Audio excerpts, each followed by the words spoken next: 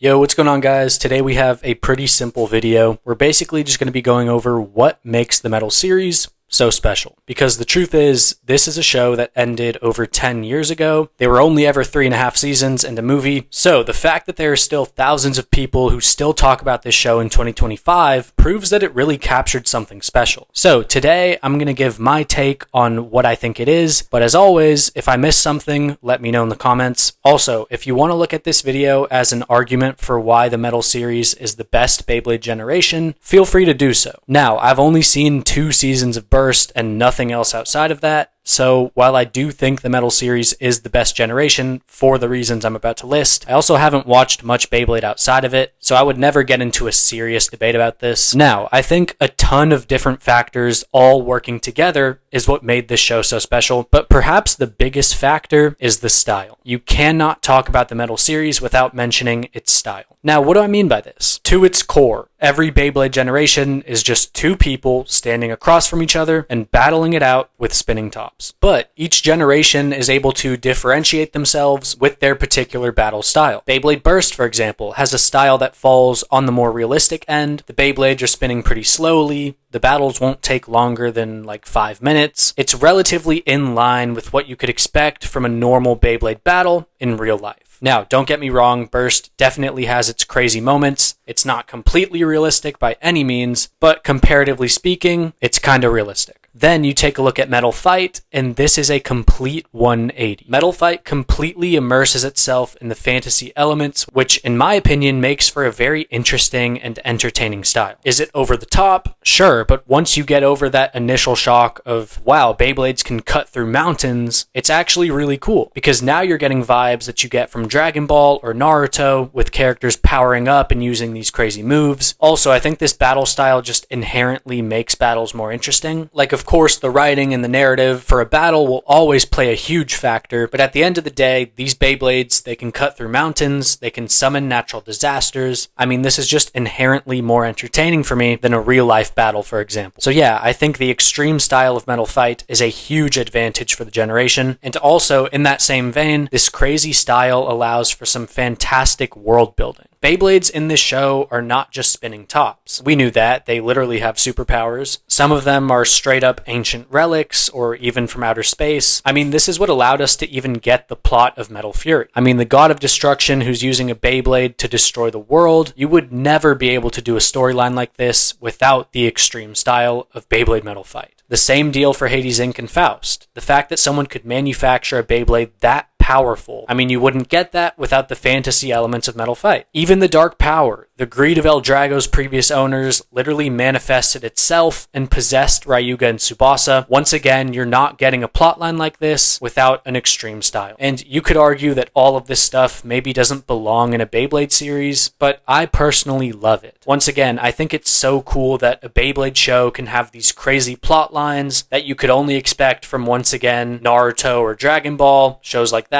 And then one more thing before we move off of the extreme style topic is just hype. The fact that these Beyblades are just insanely powerful makes for some of the most intense and hype battles ever. I mean, these Beyblades will only stop spinning if you make them stop spinning. You're not going to see any sleepouts here. Battles like Ryuga versus Kyoya, Jinga versus Damien. I mean, seeing these guys go full power, all out, and seeing just how strong they actually are, it can get you kind of fired up, like seeing Goku versus Beerus or Naruto versus Pain. Then you have scenes like Klaus going past the limits of a human being. That was pretty hype. And you could definitely have cool moments like this with a more realistic style, but I feel like there's definitely some things that you can only achieve with a high power scale and a very extreme style, if that makes sense. Now, I could probably keep going on and on about how I love this extreme style, but let's move on. The next topic I want to talk about is the tone of Metal Fight. And before we go any further, let's establish that every Beyblade series was made for kids. That's the truth. The target audience is children. But just like any other kids show, I feel like there's a spectrum. And that spectrum ranges from a kids show that you loved as a kid, but if you were to watch it now, grown up, you wouldn't like it at all because it's completely tailored towards children. So in other words, it's just not for you anymore. And then on the other end of that spectrum is, yes, this is still a kids show, but It incorporates more mature and emotional themes, and it gives you character moments, and you could love this show as a kid, but then you could also come back as an adult and still find it very enjoyable. I think Avatar: The Last Airbender falls into this category. Its target audience was children, but it had mature themes with Zuko and Iroh, and even Aang having to accept his responsibilities as the Avatar, and then character development for Katara, for Toph, for Sokka. I mean, there were plenty of reasons why an adult could come back and enjoy this show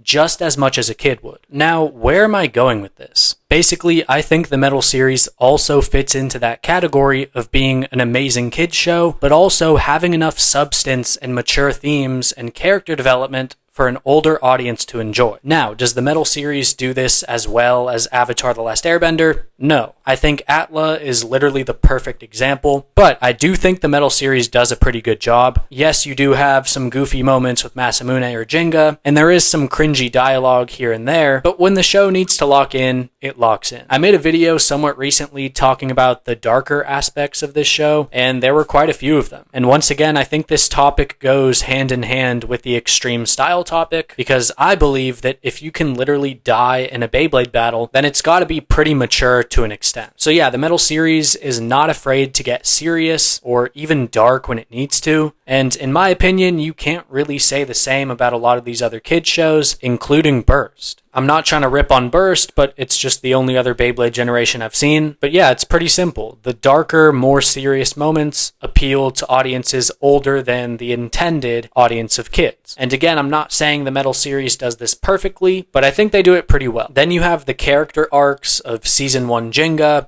Season 2 Tsubasa, Season 2 Ryuga, Season 3 Kenta, and much more. Yeah, this is a kid show, but these characters underwent some serious development, and they're very well written, and that's to be more appreciated by more mature audiences. So all in all, I think the tone of Metal Fight does a great job of balancing being a fun, exciting kid show, but also containing enough character development and enough serious moments to be appreciated by older audiences. So now let's move on to our next topic. This one ties in with the previous few, just as they all seem to do. Another reason I think the Metal series was so special is because of the universe and the lore. Is this the best story ever written? No, not even close. But the universe that the Metal Fight show was able to build is still so incredibly interesting, even 10 plus years later. I hate to keep comparing to Burst, but once again, it's the only other generation I've seen. The Burst universe is just a normal world where people happen to Beyblade. It's a sport, it's very interesting, but the Metal Fight universe literally revolves around Beyblades. We kind of touched on this earlier, but I find it so cool that this universe was basically shaped by the influence and power of Beyblade. Beyblades were used to fight wars. Moses split the Red Sea with a Beyblade in this universe. Ancient kings used Beyblades for combat. I mean, this all sounds a little over the top, and it kind of is, but just like we said earlier, if you can get over that, this is legitimately a very awesome world and universe that the show is able to build. Even with the star fragments, all the Beyblades originating from Pegasus and Eldrago, the whole Nemesis storyline, I mean, there's just so much lore and history in this show. And look, you don't necessarily need to have crazy lore to have a good show. Definitely not. But in my opinion, it really helps. It just makes things feel more interesting and thought out for me. I guess another way to put it is, this doesn't just feel like a good Beyblade show to me. It feels like just any other really good anime that I've watched randomly. Where in my opinion, Beyblade Burst kind of just feels like a good Beyblade series, if that makes sense. I don't know if I explained that very well, but keep in mind, this is all subjective. This is just how I'm feeling, so let me know your thoughts as well. But yeah, those were my takes as to why I think the Metal series was so special. Maybe I'm biased, but I really think they caught lightning inside of a bottle with this generation's anime. For me, it was the perfect blend of a very unique, extreme battle style, a mature-ish tone, and a very cool and well thought out universe.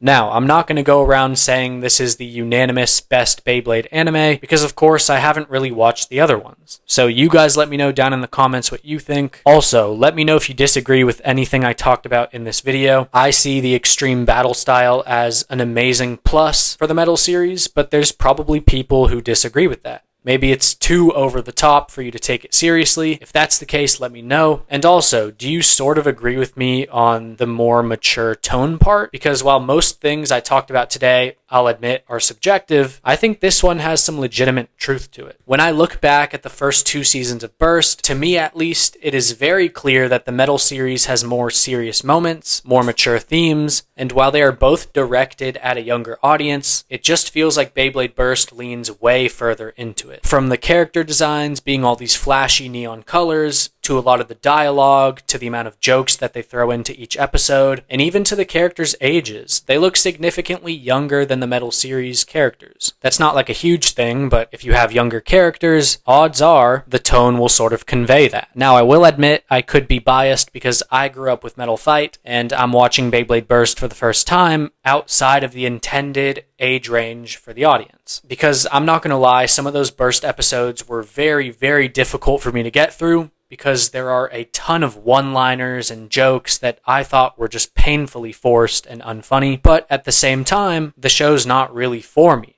you know? It's made with a different audience in mind, and I think there's a world where maybe I watched Beyblade Burst growing up, and I would appreciate these jokes a little bit more, or at least be able to sort of tolerate them better. I don't know, maybe I'm overreacting, but I just think back to when I was watching Burst, and there were just some pretty cringe jokes and one-liners, which wouldn't be a huge problem, if not for the fact that they happened so often. But once again, it's not for me. I bet most of those jokes landed for the intended audience, which is great. But yeah, that's all I've got. Let me know what types of videos you want to see here on the channel next. I know we kind of went on a pretty long streak of inactivity. I've been out of town, but hopefully we can get back to it and keep cranking out videos. I'm actually still out of town, but I do have my mic. I've just been busy. But thank you guys so much for all of the love, all of the support. It truly means the world. And I will see you guys in the next video.